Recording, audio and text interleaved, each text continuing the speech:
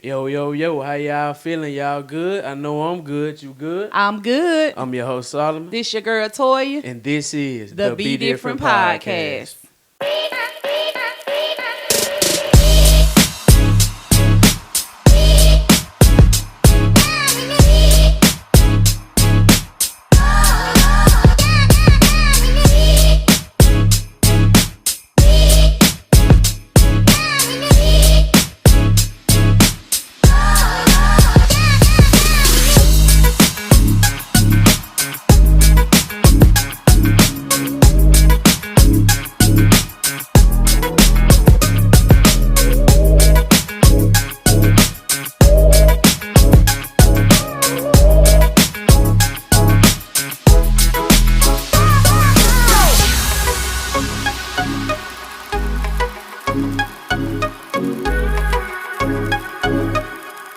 What's up, y'all? Solomon Buchanan back again with the Be Different Podcast. As y'all can see, got another special guest on today's show. But before I let him introduce himself, y'all know y'all can listen to the podcast on Apple Podcasts, Spotify, iHeartRadio, Amazon Music, and anywhere else where you listen to your podcast, all at the Be Different Podcast. And to make sure to go follow us on our social media pages, Instagram at _Be Different Podcast, X at _Be Different Pod, TikTok, Be Different Pod _clips, and anybody that would like to be on the show or sponsor an episode, our business email is BeDifferentPod06@gmail.com. Now that I got that all out the way, we'll let our guest introduce himself. All right, you the plug, you plugging. That's yeah. plugging right there. Facts. But I'm Robert, Mr. 22-year-old senior here at Ole Miss. Mm-hmm. I'm a musician. I'm a member of the Eta Beta chapter of Phi Beta Sigma Fraternity Incorporated, which I am the chapter president. I call myself kind of sort of like a Swiss Army knife. I can do a little bit of everything. Mm-hmm. I'm kind of versed in a little bit of everything. Been through a little bit of everything. So yeah. Okay, man. I appreciate you for coming on the show today, man. Yeah, man. Having you as a guest, man. How you doing today? Well, this evening. This evening, I've been good. Today was smooth. Okay. School was smooth. What's today? Thursday. Yeah. It's Friday tomorrow. Yeah, Friday. That's what we count down for. Every day we count down to Friday. Okay. Like you going back to what you said with your intro, you a senior here Mm. at the university. You mind telling people your major? Electrical engineering with an emphasis in manufacturing. Okay, electrical engineering, emphasis in manufacturing. What do you want to do with it? Like after you graduate, what career? Like how far do you want to take that? So I'm more leaning on my manufacturing emphasis. So I do want to go into manufacturing engineering, specifically like process engineering or something like that. Some kind of process improvement engineering in the automotive industry, aviation, defense industry, anything in that nature. Just anything process oriented. I like process oriented work. Okay. Process oriented. I ain't never heard nobody put it in like that type of perspective. Okay. Is this something that you knew you wanted to do like all your life coming up, but there's something that you just like discovered as you got older? Believe it or not, I was finna go for a long time. I was finna go to Southern Miss for either music ed or marine biology. Okay. So I think around by like my 11th or 12th grade year, my band director told me, he was like, look, you can do music anytime you want to. So, go to school for something that you can make a foundation in, build something in, and make sure you keep excelling in your music on the side, and you'll be more profitable. So I chose electrical engineering because, just looking at circuitry and stuff, like when I was young, because I like to take stuff apart and just tinker with stuff. And that circuitry stuff kind of it spoke to me or whatever. So yeah, I chose that. And then the CME program, Center for Manufacturing Excellence, we're going to plug that. I got introduced to them. They accepted me. I applied. They accepted me. And I feel like that's a cheat code in the engineering world at Ole Miss. So they opened some doors for me. And, just kind of made it happen for me. So. Okay, man. Going back to what you said about the music side, just give the people, a little background of your, music, travel musician, like what instrument you play, and, things of that nature. So I started it like most because I wouldn't just consider myself a church musician, but I started off, and that's kind of like my foundation. But most church musicians started out on drums, and that's how I was. I started out on drums, messing around with drums around like 2 or 3. But what's crazy is I never ever played drums as much as I wanted to outside of when I got in like official band, like with school and stuff like that. Yeah. Then eventually, going to Clear Creek, because I used to go to Clear Creek when I was younger. Surprisingly, I play there now, which was kind of like a big turnaround. But the sound of the bass always kind of spoke to me, and my drum instructor in junior high, he was like, "Hey Rob, come try bass out real quick." And the first song was Low Rider, the introduction to George Lopez show. That was the song that we had played, and I locked that bass line down. I'm not lying, I locked it down. Like, that bass was big, and my hands at the time was not as big as they are now. But yeah, that was kind of like my introduction to bass. And from there, it just kind of took off from there. I never put the bass down. I started playing in churches and started playing with people I never thought I would ever be able to play with. Yeah. And more stuff coming now. It's fun. Okay, it's fun about it. So, like, what can you say has been your favorite memory so far, just being a musician? Man, it's a lot. But if I had to chop it up to a couple, I got called with the Mississippians Jazz Band, which is kind of like I say they world renowned, our Ole Miss Jazz Band. Kirk Whalum, which is a Grammy Award winning saxophone player. I got called to play with him for the kind of like African American experience, Black History Month thing that the university was putting on, and I got to play with him, and that was wonderful because everybody don't get to play behind somebody that's won a Grammy before. Exactly, you know what I'm saying? Yeah. And then in the gospel scene, I've been able to play behind a number of people. Now, granted, I'm gonna go ahead and nip it in the bud, the differentiation between playing behind somebody and somebody showing up and they just so happen to sing. And I was a part of the unit that got to play behind some of these people like Daryl Pettis, India Jones, and some of these gospel figures that we come and know to love with the help of the University of Mississippi Gospel Choir. That's another plug. Oh yeah, for sure. Love the gospel choir. For sure. But yeah, like I've just been able to do something. And then I do play secular music. Please don't nail me to the cross or nothing like that. But I do play secular music too. But and quartet music. I like I said, Swiss Army Knife, so I done played some of all of it. Do a little bit of everything. Yeah, and all of it has put me on the road. Like quartet music, got me my first flight out of town. Playing bass. I got to play in New Jersey. Flew out to New Jersey to play bass, and that was crazy. Like it's a whole nother world over there. Then with secular music. Recently in September flew out to Vegas to play bass. So I got to spend a weekend in Vegas and really just been doing a whole lot of traveling. Even when I was in band, like I played with the Ole Miss basketball band, played with the men's team and the women's team. Got to travel with them for like 3 or 4 years. Yeah. That little stint that the women's team went on like a 2 week. We call it tour. I called it tour, like a 2-week tour. We went to the West Coast in San Francisco. Yeah. Won out over there. Then we went to Seattle. I think we lost in, was it Sweet 16 or Elite 8?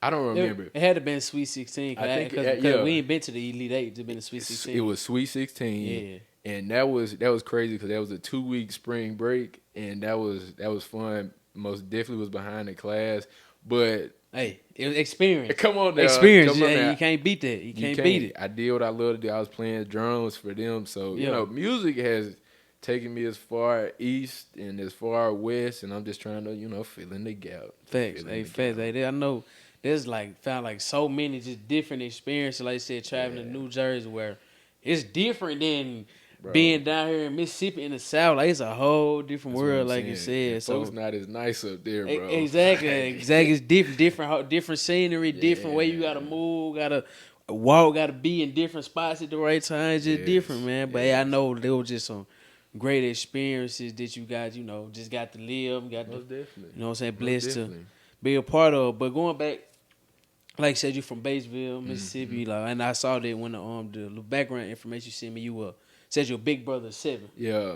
So let's go ahead and differentiate that too.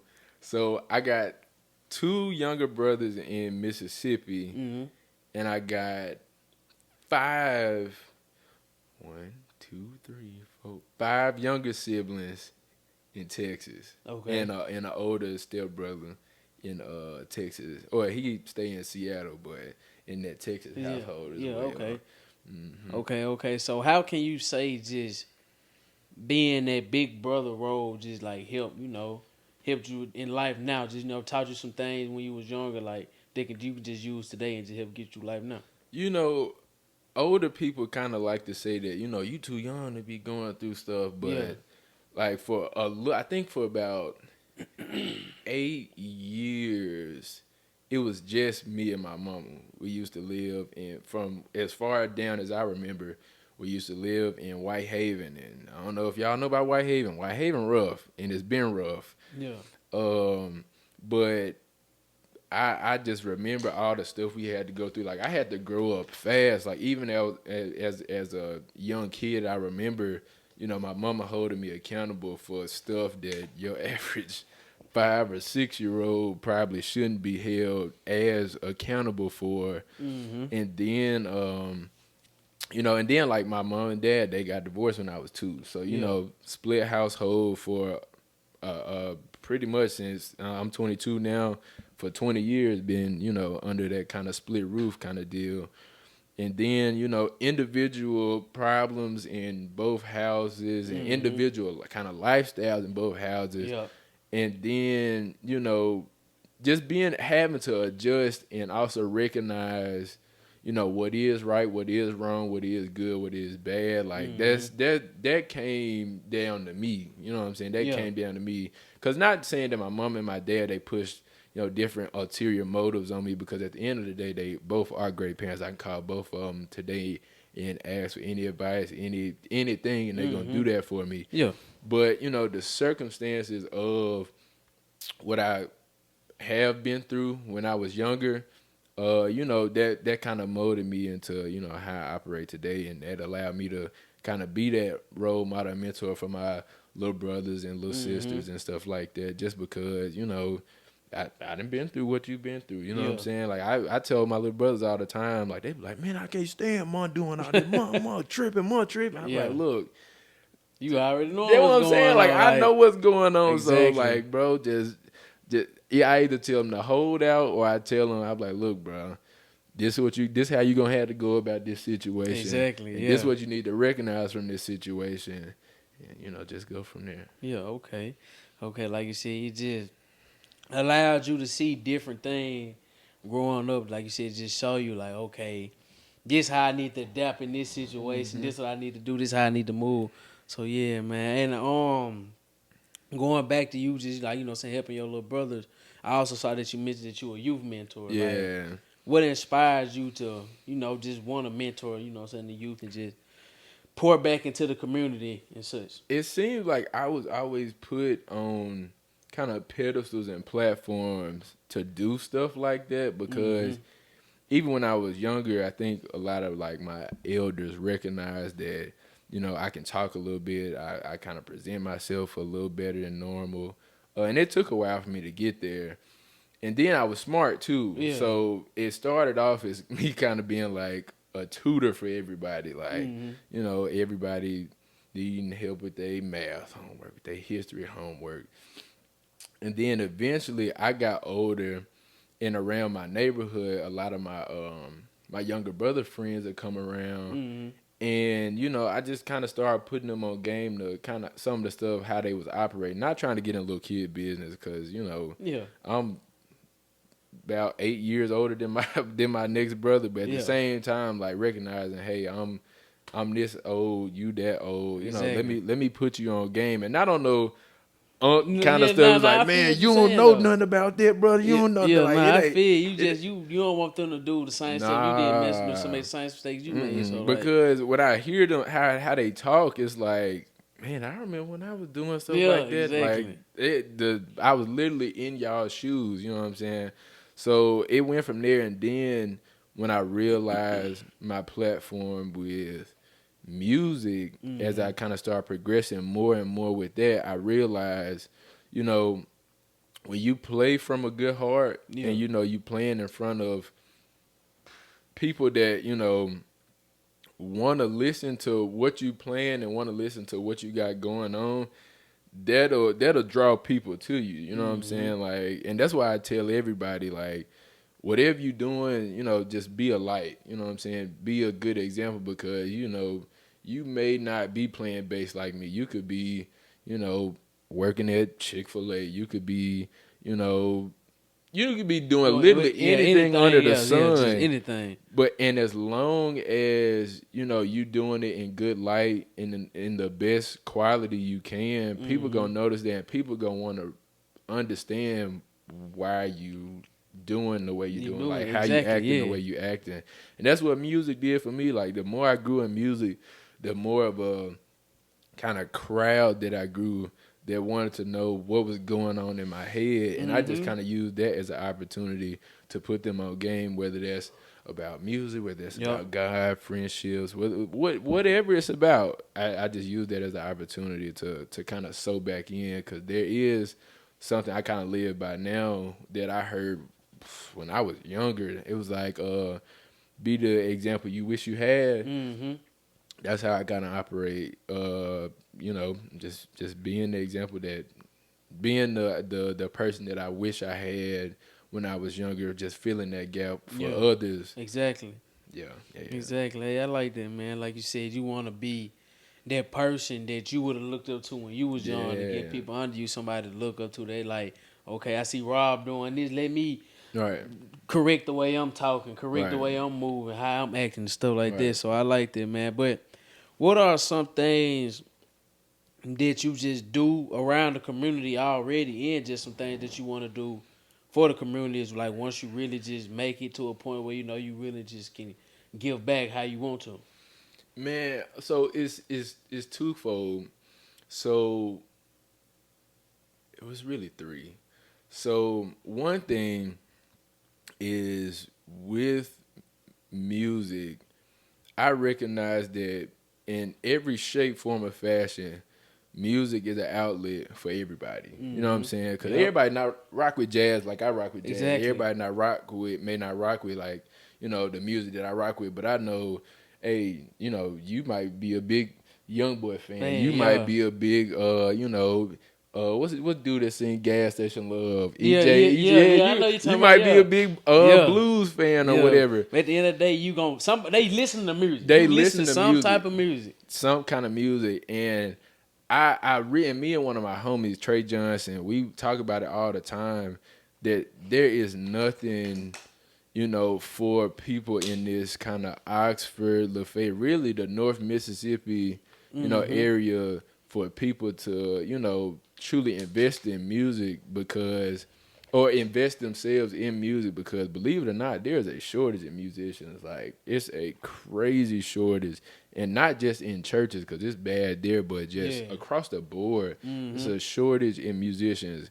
It's a whole lot of drummers, but your piano players, your bassists, your guitar players, and even stuff outside of that, like vocalists, all that. It's a shortage.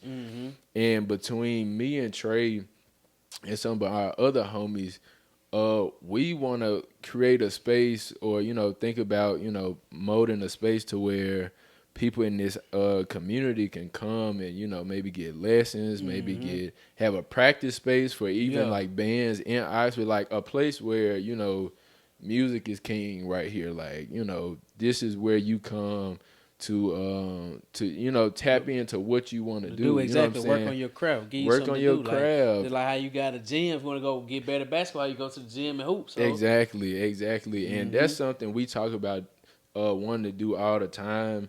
And I truly believe if we put our heads together, our pockets, because this stuff ain't gonna be cheap. Oh yeah, nah, it's gonna be expensive. It's gonna be some money. But if we lock in on some of our ideas like that, man, we can actually make a difference with music in the community. And we starting young by, starting slow by, sowing into the youth that want to be sold into.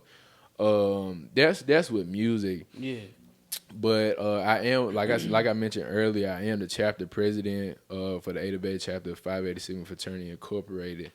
And one thing we try and push right now is our kind of main thing is service is not, waiting on you to do it. You know what I'm saying? Service is truly available for whoever that want to do it. Somebody somewhere in the community need help doing something. Yeah. Something. Facts. So that's the kind of narrative we trying to push right now. And that's anything from cleaning up some of our parks, our communities. That's anything from helping out the veterans home, the Boys and Girls Club. That's anything. And we also open ourselves and market ourselves as a helping hand. You know what I'm saying? We don't want to be closed off. And we also not closing ourselves off to just anything in this North Mississippi Oxford area as well, because, I got an email like earlier this semester when our profiles, Courtney Jones, he emailed us. He was like, hey, if we would love to have y'all to serve in Jackson for a community service event that he's putting on down there. So, and that's in our roots. Like, service is not anything that, that it's just like, hey, y'all feel like doing service today? You know what I'm saying? Like, that's y'all want to do. That's service, what I'm saying. Like, exactly. our motto is cultural service, service for humanity. That's our culture. And we just diving more into this culture now. November 11th, we'll be back on campus fully for a year.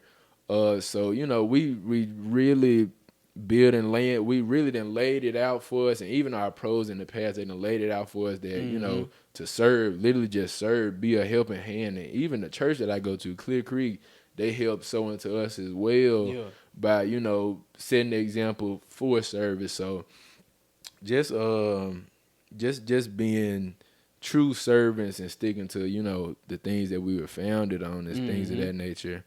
What was my third one? I be talking too much. You good, man. But I like the idea, like you said, going back to with the music part, just like I said, again, having somewhere where you can just go and work on your music, create music, just get better. Because you got to have a space to get better. You got to have a space to work on it and, just do it. Because, like, you can do it at home, but having that space and being around like-minded people that want to do the same thing, that want to get better, y'all can just all share the same ideas, work together, and something that you might know, this person don't know, and something they might know, you might not know. So everybody can just learn from each other and all get better. True. I like that, man. Yes, sir. But man, I really don't think I got any more questions for you for that part, man. The podcast is a sports podcast, so obviously we got to talk about our sports, man. You be watching sports. You got your favorite basketball team, NFL team? So my favorite football team, NFL, the Green Bay Packers. I've been a Packers fan for a long time. Okay. I like to say that despite, we had a decent season last season. Despite that, I still say that we still in our kind of slight rebuilding phases. So, I'm an advocate and supporter of my Green Bay Packers. Yeah. As far as NBA, I don't have a specific team. I support players and accolades, but once upon a time, I was a very big advocate for the Boston Celtics. Yeah. Okay. Okay, I'm gonna talk about football first. Okay. Let's do it. Green Bay, the Packers. Like, I'm just asking now. I'm just asking why the Packers? Because I'm a Seahawks fan. I'm a Seattle fan. How long you been a Seahawks fan? I've been a Seahawks fan for a long time. I was a Seahawks fan before we got our Super Bowl. I was around. I was a fan when we had Legion of Boom, Cam Chancellor, Richard Sherman, KJ Wright, Bobby Wagner. Yeah. I was there for everybody. Now I was Yeah. there for our uptime. I'm Yeah. down. I'm here for the downtime. We supposed to really have 2 championships. But Hey, we ain't true. gonna get into that. We We gonna get into that. We not, and I'm not But- gonna let you. But Green Bay, like, was it A-Rod? Was it? It was Aaron Rodgers because I'm gonna tell you something. We used to play a whole lot of backyard football, and I was always QB1 just because everybody else wanted to. It's like, let me play receiver. I'm play cornerback. I'm play running back. So I'm QB1. Yeah, facts. And if you look at how Aaron Rodgers throw the ball, he throw the ball from the side. Yeah. And that's how I used to throw. Yeah. And I ain't gonna lie, I had a cannon on me. Like I was getting that ball down the backyard. Yeah, okay. So Okay. you know, that's somebody I kind of crafted my game after, even though I didn't play football for real. But yeah, it was them. And then at the time, like my stepdad at the time, he kind of put me on Game to Football because he was a 49ers fan. Yeah. And this was 2012 49ers. So that's prime Colin Kaepernick. Yep. What's that? Was it Anquan Bolden and all of them? I know. So I'm trying to think, but it was Kaepernick. It was Frank Gore. Yep, Frank Gore. Like this is a probably one of my favorite 49ers teams I done seen my whole life. Yeah. And you know, and my mama told me she told me to be different. So I end up kind of locking in with Green Bay Packers. At this time, I really locked in on that defense. Sam Shields, Clay Matthews, like them guys like that. You know, they was doing it. Yeah, it was cold. They was Yeah, doing it it. was cold. And I think I truly became a fan. You can call me bandwagon all you want after they won that Super Bowl. Yeah.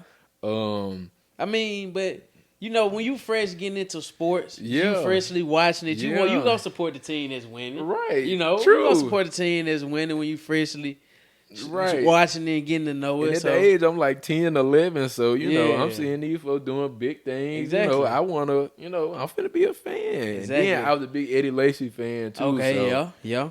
Well, from So, Bama. yeah, so yeah, I locked in on them, and, you know, from there, it was just kind of, you know, what was crazy, it was ups and downs, but the ups and downs were up here. They were never, like, down here. Like, they'll get to the NFC Championship and just blow it, like, every single time. Facts. And that messed me up as a Green Bay Packers fan. And then down the line, when Aaron Rodgers started doing them drugs, that's when I see a Green Bay start going downhill.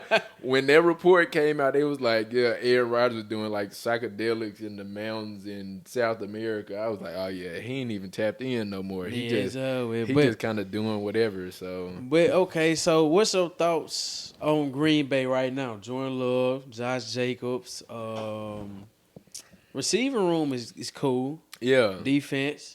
It's just a really young team. That's why I said that, you know, that's why I say we still kind of rebuilding, because Jordan Love, to me, you know, he has good performances, but there's still some things that he does that kind of screams, hey, you know, young quarterback. Young, like you young. Even though he grew up under Aaron Rodgers for a good amount of time, at the same time, he still do stuff that kind of scream young quarterback. Exactly. Then, you know, growing up behind a quarterback, you watching and learning from, but it's different when you actually get in that game. So different. And playing and having to make the reads yourself, make the calls, and do all of that.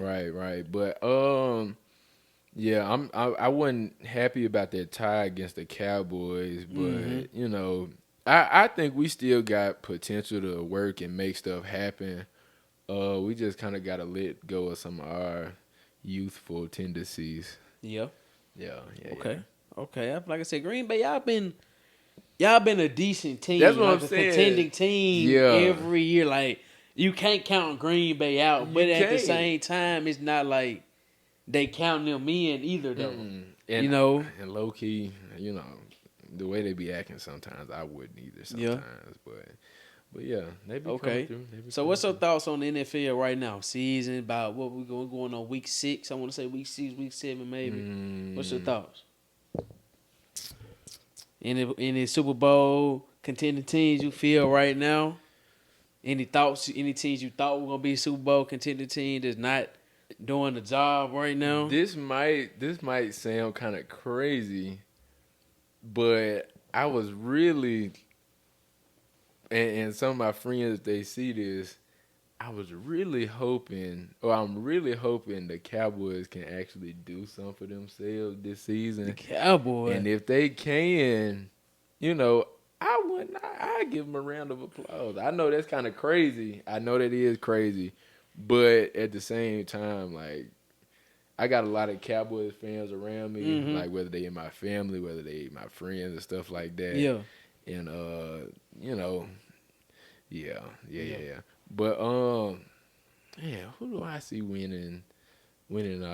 Cowboys is just crazy. I know that's crazy. Like the people that know the podcast, like they know I show a lot of hate towards the Cowboys. I know, me too. I saw like, a lot of hate towards the believe it or Cowboys, not. and I got a lot of Cowboy fans around me. Like I said, family, friends, everything. Like Yes. it's just like Who you think got it all this year? oh my Seahawks, of course, my Seahawks. We 4-2 right now. We good. Okay. We good. No, I'm just playing, man. Nah, like I'm I got faith in my team now for sure. Like we got potential to do it, but we ain't gonna do it for real. Right now, I really don't know. That's what I'm saying. Like, because everybody that watch podcasts know I want my boy Lamar to get on one.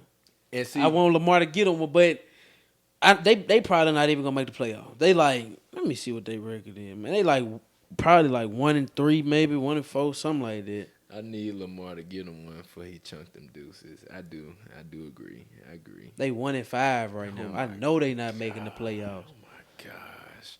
Like, and then you can't even say the same regular teams, like, because in my opinion, I don't feel like the Chiefs are there no more. Like that's what I'm saying. That's not the Chiefs that I grew up watching. Like earlier in Ole Miss and like when I was in high school. Exactly, and stuff like bro. That. That's not the same Chiefs. Then I honestly don't know. Like teams that I thought like was just gonna be trash, surprised like Indianapolis Colts. Yeah. 5-1. Like that surprised me. Daniel Jones Yeah. get traded from New York, going crazy. Like Steelers 4-1. I didn't even know that. They really moving like college football. Because with college football, to me, sometimes it'd be a dice roll. Like a lot of these upsets that didn't happen this school year, like you some of that stuff you couldn't have seen happen. Exactly, man. But I don't know right now, bro. The NFL is all over the place. Like it is. I thought the Eagles was gonna come back. They not garbage, but they not that dominant Super Bowl winning team like they were. Yes. So I don't know. Honestly, right now, I don't know. I don't know. It's a toss up. I honestly do not know. Yeah. Because I can't say that like the Buccaneers they 5-1. Yeah. But I can't say that they gonna win the Super Bowl because like besides the one they got with Tom Brady, who else has on their team has really been in this situation? Like you know what I'm saying? Right. The same way with the Colts, like who has been in that situation when it come down to make that play in that big game? Are they gonna step up? Right. Versus a player like the Chiefs, where you got Patrick Mahomes, where he done been in this situation. He know when it's time to make the play, he gonna make the play. He gonna make that play. So I don't know. Yeah, it is a toss up with the NFL for sure. Know. But okay, what's your thoughts about college football before we can talk about basketball? What's your Ole Miss, SEC football? What you think, Ole Miss? This is I just speaking on Ole Miss right now. Ole Miss just need to lock in a level of consistency that can hold up against the rest of the rest of the season. Because Oklahoma they gunning, Georgia they gunning, and see the old Ole Miss, because that Florida game that's here or in Florida that's here. Florida, I think Florida's here. Yes, that game is here. We'll find a way to let Florida do something that they're not supposed to do to us. You know what I'm saying? So as long as we can lock in a level of consistency, because to me,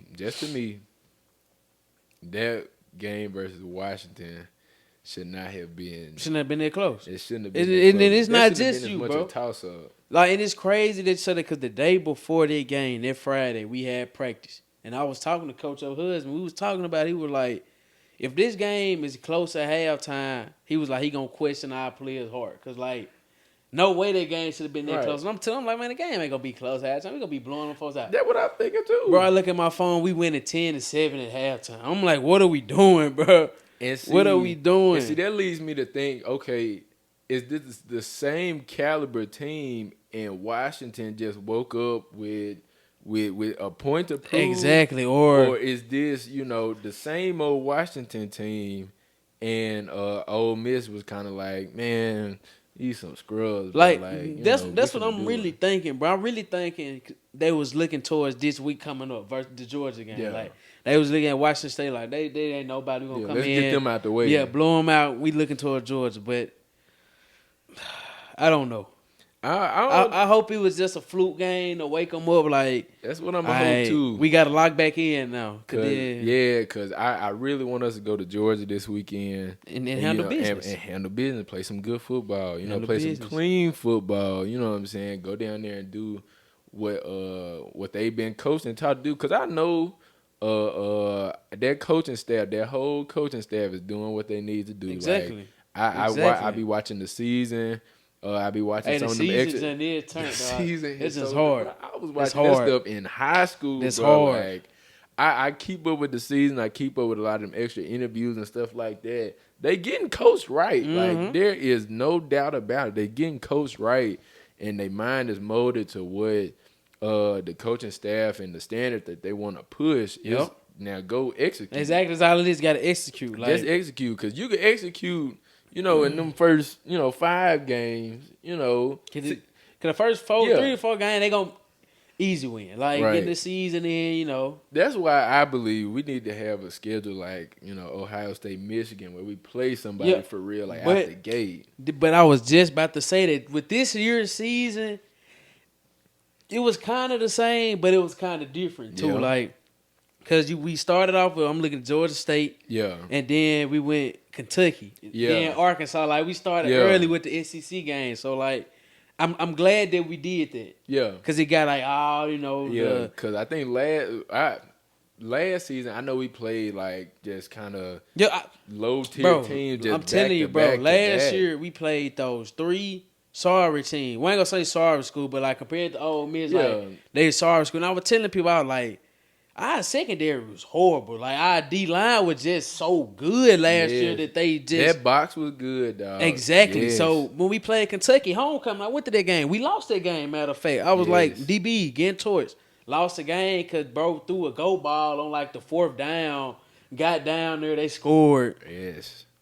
It's stuff like that. Exactly. Like, just... I say get on the grind early. So, if we just... Ole Miss high caliber team. We finished this season, may win championship, may just go to the playoffs or whatever. If we want to perform this high caliber team, I say let's play high caliber people. Exactly. Let's play high caliber football. You know exactly. what I'm saying? Yeah. If you want a warm up game, okay, cool. Let's do a warm up game. Let's go play. Georgia State. Yeah, let's go like play. that. Yeah. Let's go play somebody like that. Just break us in, but then after that, let's go get after one of these teams that we know got a solid football. Mm-hmm. Solid football. Same way with college basketball. Exactly, Coach Beard came and talked to us at a Greek council meeting yesterday. They got to play St. John's St. John's, St. Mary's. One of them Saints. For opening game. They a good team. Exactly. You know what I'm saying? Like, this is a team that, do it for real. Exactly. Man, you know what I'm saying? Yeah. And it's going to translate. That's a true break in. You know what I'm saying? Exactly. It'll let you know how much more work you need to put in. Because if you hold up on one of them good teams, it's like, okay, this the standard. Let's keep shooting up. Exactly. If you don't hold up, it's like, okay, let's raise our bar. Let's shoot for here now. Exactly. You know what I'm So saying? you what the next level you can take it to. Like, you may be comfortable where you at, but like you said, playing that good team off the rip show you, okay, I need to work on this. This what we need to work on. This what we good at. Yeah. You know Because I saying? truly believe, and this may just be my lack of knowledge, I believe Ohio State and them, they do have games like that to prove a point. Yeah. You know what I'm saying? Facts. They proving a point that it's like, hey, you know, we We built can like compete. that. Exactly. You know what I'm saying? We Like can we compete. cut like that. You know what I'm saying? Then We they can- already not in the SEC, so they getting talked about, looked down on. Come Like, on, like, cause everybody know SEC athletics to me is some of the top tier athletics in the nation. in the nation that In- you're going to in get on the almost every collegiate sport. level. Exactly. In almost every sport, football, basketball, baseball, Volleyball, soccer, volleyball, everything. tennis, softball, you name it, you're gonna get you some competition. Exactly. at the High SEC. competition. High at that. competition. So just circling back, our football team, they just need to lock in that level of consistency that, you know, that can make us as fans for one comfortable, but them as a team, you know, just make them better. Make them better for sure. Like I said, I feel like these next 2 weeks gonna show what the team really made of. Got Yes. Georgia on the road, then you got Oklahoma on the road, Yes. back to back weeks. So, Back to back. like I said, Oklahoma gunning, Georgia, you know they coming. So I feel like these next 2 weeks gonna really test us and show like what we made of. Exactly. So, but going back to the NBA, man, I know you said you don't have a favorite team, but do you Yeah. have a specific favorite player or somebody you just like to watch? I'm a big fan of Ant-Man, bro. Okay. Yeah, Okay. I'm a big fan of him. I just like, you know, to me, I love hoopers that talk that noise, but also, you know, can back it up too. You know what I'm saying? That's why I really wish Timberwolves could have came out with it, you know, with the championship in this past season. Yeah. I really wish they could have came. I was really banking on them. I ain't bet no money, you know. I ain't gonna do that. Yeah. I love my money too much. Exactly, but you just felt like they had bro, it. Yeah. I was really banking on them to make something happen, and I think it's partially because he was talking so much noise, and I was like, man, yeah, y'all finna respect this man because he doing it. And he is though. He talking or he bag it up. Like That's you what I'm can't saying. ask for nothing else. Yeah. But yeah, like Ant-Man, that's somebody I kind of lock in on for sure. Okay, man. You said Ant. I like Ant though, bro. Like you said, he Yeah. gonna talk that noise. And I had Jadora girl that's on the women's Yeah. basketball team here. She was like, she feel like Ant is the closest thing to Kobe when it comes like his mentality, like I agree. how they act on the court. Like we can be, like I was saying on the last episode I just recorded, like we can be sitting right here talking right now how we talking now if you Ant. But when the game start an hour later, he gonna go out there act like he don't even know you. Yeah, Like, he most killing definitely. you every time. Most definitely Every gonna time. kill you and gonna do it consistently. Exactly. You know what I'm saying? Gonna do it consistently. And if he do happen to slip up, it ain't gonna happen too many It's more not times. too many times. Like, it's not gonna happen. Not too many times. And he gonna play hard every He play. gonna play whether it's hard on every offense play. or defense. That's what I like about him too. Yeah. Like that's why I don't have a favorite team in the NBA, but recently, like these past few seasons, my favorite player being Giannis. And I Yeah. say that because I just like how he played. Like he giving 120% every play, every game. Yes. Like leaving it all out there on the court. And I just liked it because like he hustling. Like you can tell he playing for something. Like he Yes. just ain't out there saying, "Oh, I'm already paid. I'm already a champion. I'm Yes. already MVP." Nah, like I still got something to prove. You know what I'm saying? And see, I'm gonna tell you another person that I love to watch, and you know, he not on everybody's list. Joker, bro. Yeah. That man, cause I'm a when I play basketball, I usually have to step into my big role, but I like to play my big role like he play his big role, like 'cause he play big Like a point guard. like a point guard. Yeah. You know what I'm saying? Yeah, like I know. he gonna dish that rock. He gonna set up plays for his teammates. But he also gonna rebound. He gonna play That's what I'm defense. He saying. gonna get physical, set the screen. He Yeah. gonna do everything he need to do. And he also gonna knock them threes down Yes. too if he got it wide open. Yes, I'm telling you. Jokic, he tough. Like cold. Yes. I've been saying, like in my opinion, the most dominant center since Shaq. Like, Yes. because he can do everything. He can do Like, everything. And he get his props based on like, you know, stats and accolades and stuff, but I still don't think certain people respect his game enough because he doing it. Exactly, he doing it. performing better than some of y'all favorite point guards and Ex- shooting guards out as here. a center. As a center. Man, then I'll be watching him. It's like he not moving fast, but he not Effortless. moving slow. Like it's just it's him. Like you can't do nothing else about it. It's just, he just how he Effortless. move. Like you can't speed him up, can't slow him down. He gonna play his game regardless. You look at every interview that man had ever done, even after he won a championship. He coolin'. This man like facts, that's what I'm coolin'. saying, like he just chilling. Like But that's how, bro. That's crazy because this go back. This you don't understand how far this go back for the podcast because we've been talked about this so long ago. Because Coach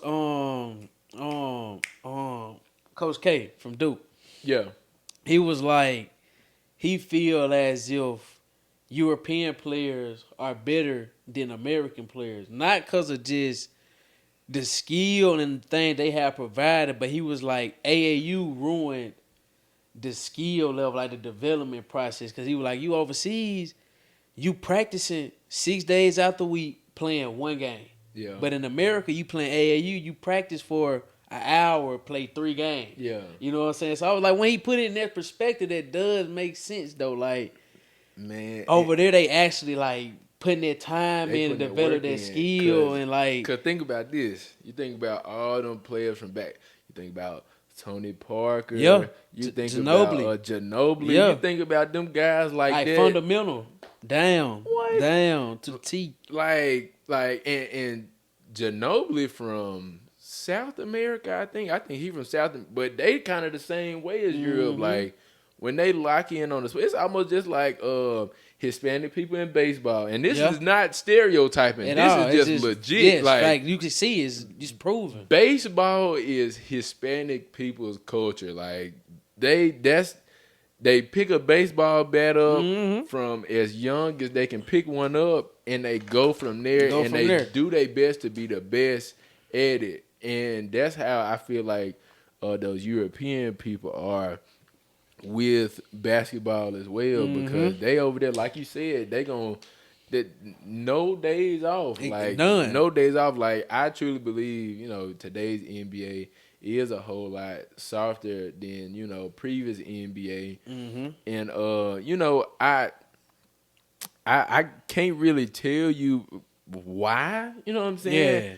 I know like they changing a lot more rules, but they wouldn't change them rules if it weren't for the players and stuff like that, because Patrick Ewing and them, Michael Jordan them, they didn't complain about them little bump fouls. Exactly. They weren't, because they not complaining about that. They've been playing through it. You know Like, they just playing ball. They playing ball. They playing tough ball. They playing bully ball. And bully ball was real back then. Exactly. Yeah. But facts. as we got older, and some of our the people that we kind of, I'm not gonna say use the word idolize, but the people that we kind of see as, hey, you to go on that court, like LeBron and stuff, they lived in that transition where basketball got way softer. Because you look at early Cleveland Cavaliers, Brian, even Miami Heat, Brian, they weren't sparing nobody. No, they weren't sparing nobody, and it was good physical basketball. But now you look at LeBron now, blow in his ear and he gonna fall on the ground. Facts. Or just flopping, Facts. this flopping culture and stuff like that.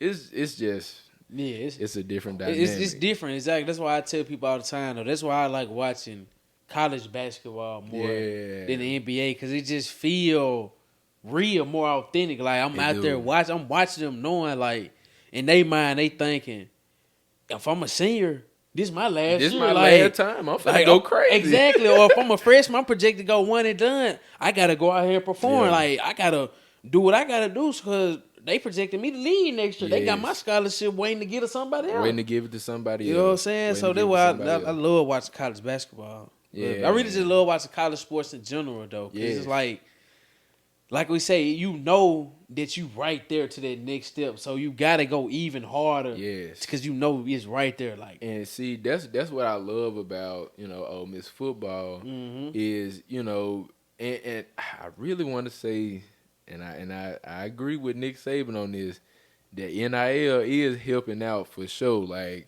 if you got the money to pay, they coming. Facts. They gonna come. Facts. And they gonna do what they got to do to keep that money. So if they got in that contract, hey, you need to touch this ball 5 times, to keep up good with your NIL. Okay, they finna touch that ball 5 times and make it happen. All right, you know what I'm saying? Go hard every time they touch it. Every time. So it's the money also has made, sports a whole lot more competitive as well, but it also created a disadvantage as well, because if you ain't got the NIL cap, you ain't gonna be able to have them dynamic players like you used to be. Yep. But at the same time, because before NIL, you just had to depend on, you got a good coaching staff, you got a good if you got a good history, you got a good program, you got a good foundation, your coaching staff built up. Because I feel like back then, I'm going to invest more on my coaching staff more than, because I know I got good coaching staff,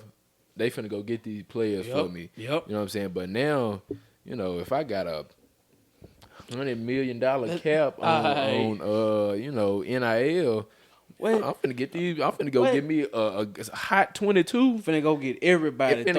Throw all in their face. Yeah, man, what? I got all this to give you. This right here, nice crib, by yourself, 3-bedroom, Cause ain't no way in the world Jackson Darden came to Ole Miss and signed an NIL deal with a private jet company.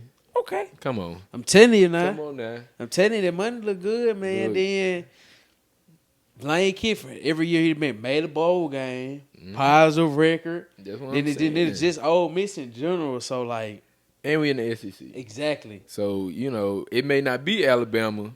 You know what I'm saying? That we used to just dominating and just killing the game for real.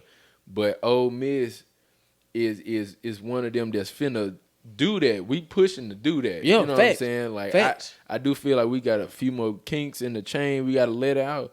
Man, they let that stuff out, bro. Ole Miss will be a powerhouse. Lane Kiffin that really came over here and did it for real. Like, facts. Like, he did it. But my thing with Lane Kiffin though, like, talk to me. I was talking to my mom about this not too long ago. Cause me and her go back and forth sports all the time. Yeah. I feel like I don't know where Ole Miss looking to gain from Lane Kiffin, but if I'm a school and I'm a person in general, being a fan and supporting Ole Miss football, I'm hoping for a national championship. Yeah. Okay, but now listen to where I'm coming from. Okay, Lane Kiffin been here since what, 2020? Yeah. 21, okay, 2020. Okay, let's go, okay, 5th season. All my time knowing Ole Miss, well, since Lane kept being, okay, like last year, we were 9-3. Yeah.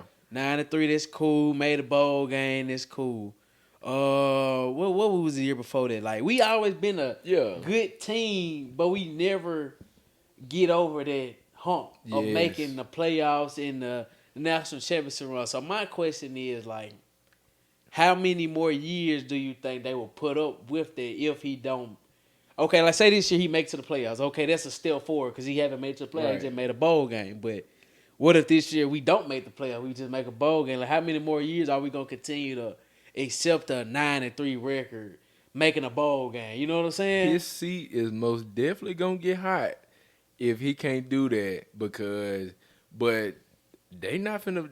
Ole Miss is not finna buy him out that contract. No. Facts. Like, he gonna be here as long. You know what I'm saying? Yeah, I know that now. But Ole Miss is not finna buy him out that big old contract. So, but I genuinely think that's his goal is to push higher and higher every year. So, I do believe if we can come out with these 2 wins in these next 2 games, he'll be straight. Yeah, facts. His seat won't be as hot.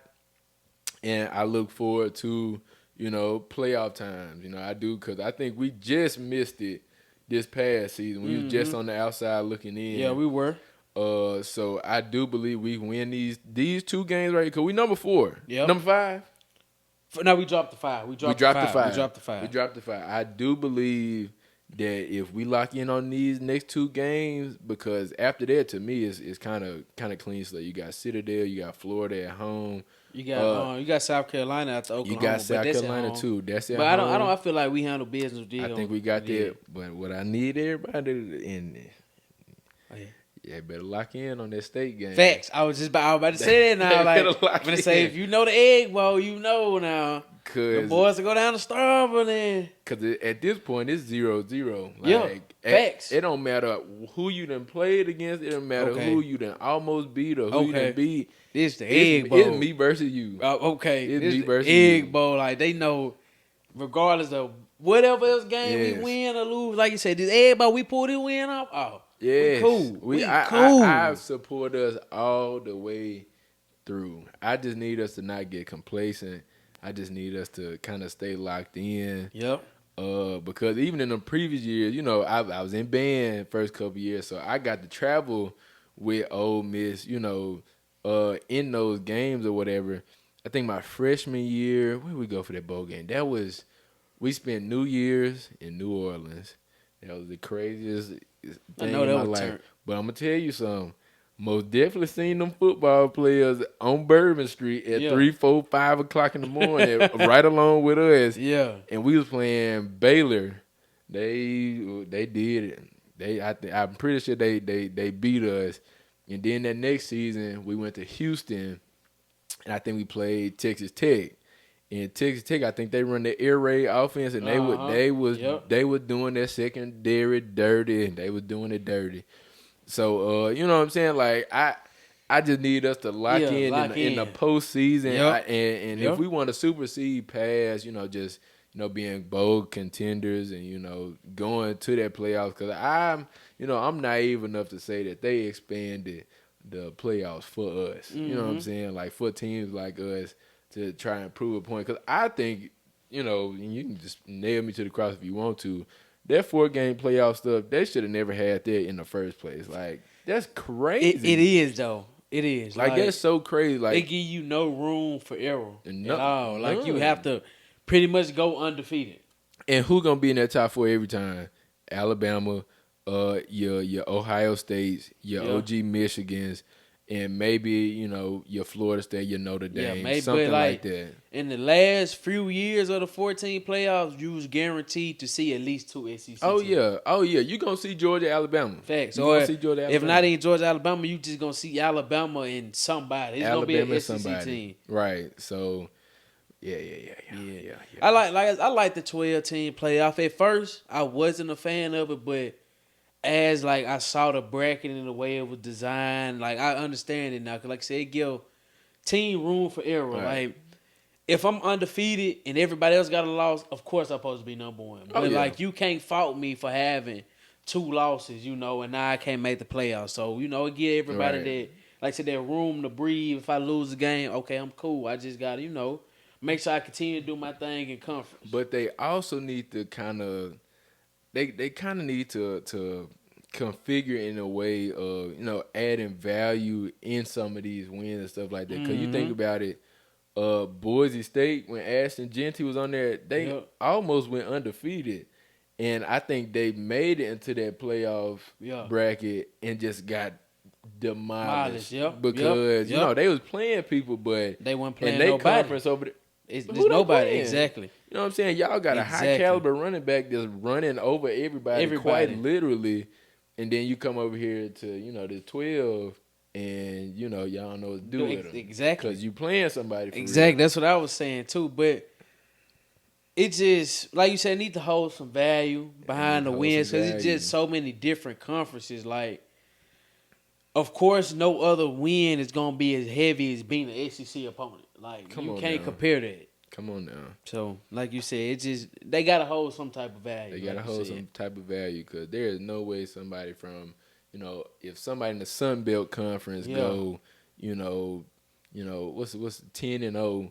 You know what I'm saying? They need to be, their first game in the playoffs, if they get ranked, need to be against somebody like Ole Miss or somebody like Tennessee or Ohio State. You know what I'm saying? Like, that's you asking for them to get embarrassed. Exactly. Because you know they can't compete with those teams like that in their conference, not that good, not that skilled. But, at the same time, too, it's always going to be situations like that. Because, you got those different conferences that's not as powerful as the other ones. And you got to reward those teams that actually be good in their conference, So. True, but we don't need another, what was that, TCU and Georgia? Yeah, that'd be crazy. Oh, my God. A wasted game. A wasted game. A wasted game. A wasted game. Facts. Folks wasted their time watching that game. Wasted their time watching it, wasted their money buying a ticket to it. Come on now. Come on now. TCU wasted their time even preparing. Preparing for their game. Embarrassing. But Embarrassing. no, Man. Ole Miss. I'm rooting for Ole Miss. Man, I'm rooting for Trinidad, bro. No, facts. Cause that man had some big shoes to fill, and came in and filled them. Filled them, like wearing them faithfully. Wearing them. Like, Like, I haven't heard somebody say Austin Simmons since he got hurt. Since like, he got sat down. But it go back to what Cam Newton said: game changer, game manager. Yeah. Trinidad got that X factor about him. Yes. Like, he gonna go get it. Like, he gonna go get it. Ain't nobody down the field. I'm finna tuck and run. I'm finna do it. Finna make a play somehow. You know what I'm saying? I don't feel like Austin Simmons had that. They go get it in him. Like, the system was made for him. Like, you know, to thrive and be a great quarterback, make his reads. But when it's time to make that big play, will he make that big play? Right. Because there is no reason, you know, because I understand youthful mistakes. I understand.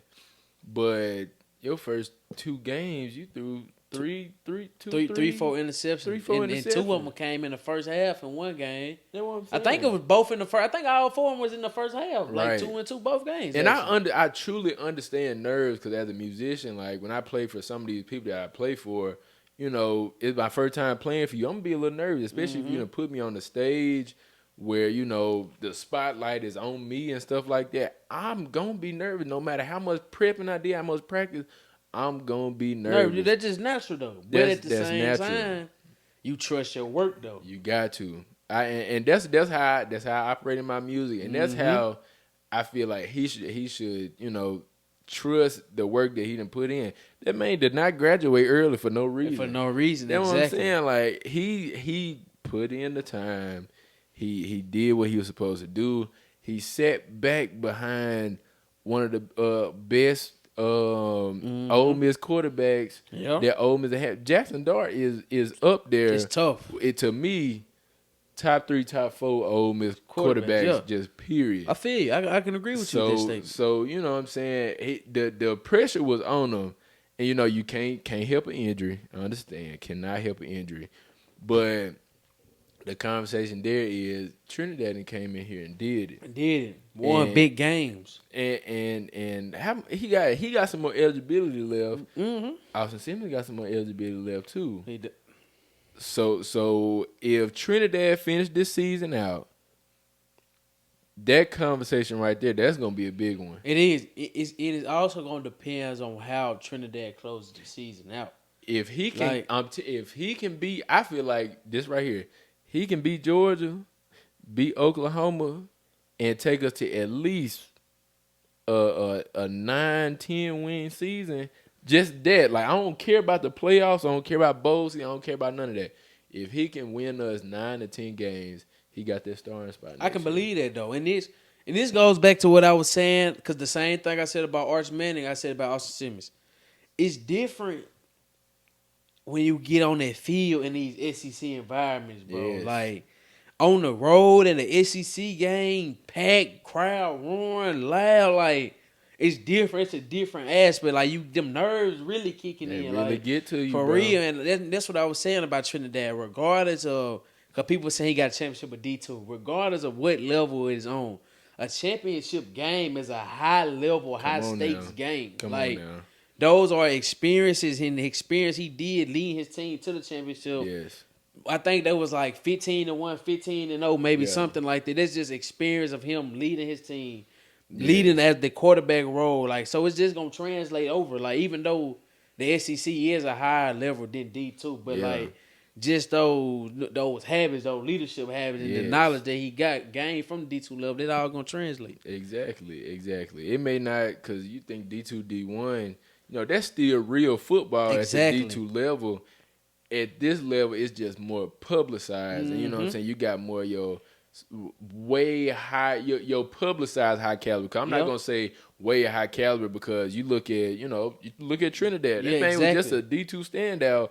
And now he's an SEC D1 standout. Like, it's the same thing. It's folks down there balling out. So he come up here, and I watched that episode of the season.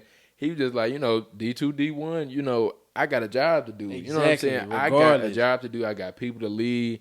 I got a team to be successful for Yep. that's depending on me to be successful and stuff like that. So man, he coming out doing what he gotta do. He lead this team to 10 wins. They gonna make him the starter. Austin Simmons, I hate they gonna do that. But, I would yeah. hate that for him because Austin Simmons is not a terrible. He's not. He's is- not. He is amazing. I feel like what's gonna happen? That man gonna transfer. He gonna go to some other school. Yeah. And he is gonna ball out of control. Yeah, he is. He He is is. gonna ball out of control. 'cause I he hope got the that chip don't on his happen, shoulder. but if it does, that's definitely what's gonna happen. Like, Yeah. because like I said, he's a great quarterback. It's just Trinidad just got that like he got that confidence, that swag about himself. Yes. Like he gonna go get it. He gonna go win that game, Yes. regardless He of gonna whatever do he it. got to do. He gonna do it. He gonna do it. He gonna do it. man, for sure, man. But that's all I got for this episode, man. You can just give any shout outs that you would like to shout out, any social media that you would like the people to know. Go follow. Then just anything you want to say. You can follow me on Instagram at rmister11. I don't be on TikTok and stuff. I be on TikTok, but that's for my pleasure, not for posting purposes. I be on Instagram and Facebook like an old man. I love Facebook to death. Like I said, my name is Robert Mister. Yeah. If I could tell anybody anything, Let's see. What's some advice you got? just all my Zetas out there are gonna be I'm kind of hinting at something that they know. But if everybody in the world, and when I say this, be legit. Like, don't make you look at yourself first. Mm-hmm. But if everybody in the world act like you, how would the world be? So if you put everybody in your shoes, if everybody was you, how would the world be? Hey, that's a good question. Yes, sir. I ain't never heard nobody ask that. That's a great question. I Like, heard that like a long time That's ago. a If great everybody question. in the world acted Act like like you. you, how would the world be? That's a great question. Like that make you look at like. I'm telling you, it Like, make you it look make at you say stuff like, different. dang, you know what I'm You know saying? what I'm Like, saying? Because if hey, you okay. mean and stuff all That's the what time, I'm saying. Like the world just gonna the be world just gonna be mean and toe up and like, woe down exactly. and stuff. Like, yeah, that's crazy. But if you were light, you know what I'm saying, the whole world would be lit. So Hey, it give you something to think about though, for sure, man. But I appreciate you coming on the show, my guy. Had some great conversation, Yes, man. sir. Good lengthy Yes, episode. A good lengthy episode, man. Tell everybody, man, tune in. yes. Watch every episode. Facts. Watch every episode. Go back and watch that episode with them girls, them women from the women's basketball team. Facts. That's my favorite episode. Go watch that Hey, episode, appreciate bro. you, Go man, watch that for episode. real. But y'all know how we do it, man. Gotta hit y'all with the Be Different quote of the week before I close this show out. This week quote is: a powerful mindset turns obstacles into opportunities and failures into fuel. Hey, man. All right, man. Like I said, I appreciate you coming on the show, man. The episode will be dropping Wednesday next week at 12, like I posted on the flyer, man. But until next time, I'm Solomon. I'm Robert. All right, man. Y'all remember, be different. We'll catch y'all next time. Yes, sir.